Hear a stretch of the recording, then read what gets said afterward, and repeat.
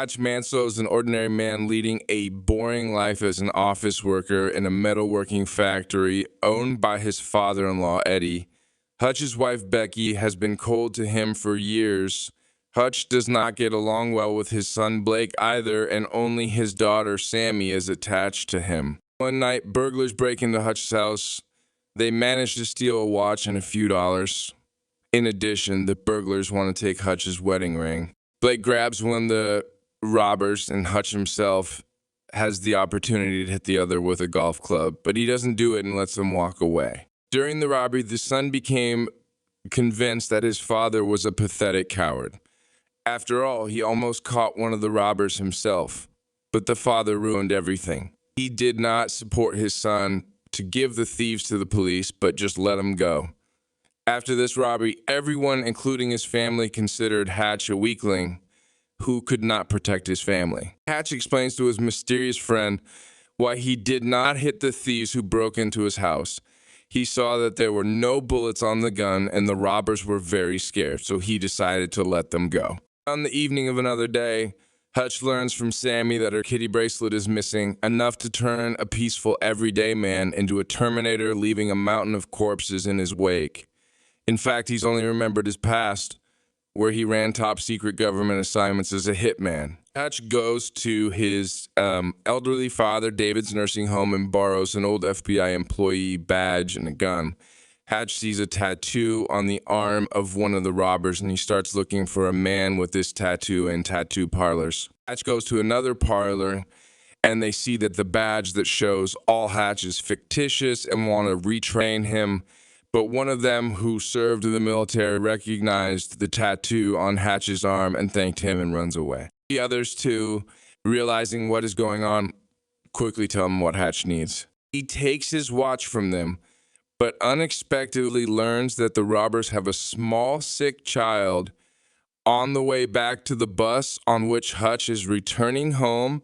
A car with drunken men crashes into the bus. They get on the bus and start to interrupt the girl. To protect the girl and vent his anger, Hutch takes the bus key from the driver and locks the bus doors to punish a group of drunken men who behave aggressively.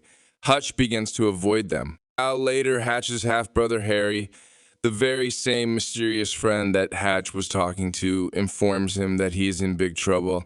One of the beaten is a younger brother to Julian Kuznetsov, who in turn is a well-known gangster and holder of the Commonwealth of the Russian Mafia. Hatch appeals for information to his old acquaintances. They provide all the information about Kuznetsov, and Kuznetsov also pre-Kazat his dobit information about Hatch. When his hacker, through his acquaintance at the Pentagon, gives information on Hatch as a military man at the tattoo parlor, she also runs away from what she sees.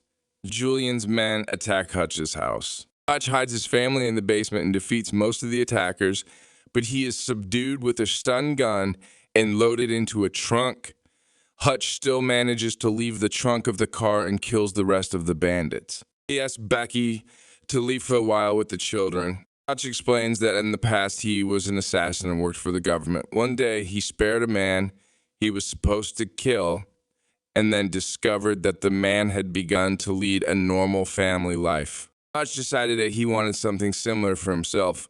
Against the wishes of his superiors, he resigned, and since then he has done everything possible not to return to his old life. Hatch takes the money he had hidden for a rainy day and burns down the house with the bodies of the bandits inside. That's where he finds the bracelet with the kittens. Hatch buys the factory from Eddie, who used to work there himself, and begins to prepare for a war with the Mafia. Hatch burns the common stock and Julian's collection of paintings. In the evening, Hatch goes to Kuznetsov with the explosive and tells him that he burned all the money because he sent his men to his house. Hatch tells him to finish it and start a new life and leaves with the explosive on his arm. Hatch crosses his fingers and looks in the mirror to see if Kuznetsov will come out for him or not. And Kuznetsov comes out for revenge. Julian anger gathers all his subordinates and goes to the factory to get Hutch, where he has already set the death traps. The chase begins. Hutch goes to the factory, the shooting starts, and Hutch is wounded. His father and half-brother arrive at the factory to help Hutch. His father tells Hutch that he was bored sitting over the TV all day and watching a long time ago, wanted to feel such adrenaline. And now Hutch sees his half-brother, whom he hasn't seen for a long time. The family is together again. Everyone is happy. Hutch breaks Kuznetsov, and everything ends. Together, they manage to deal with the bandits.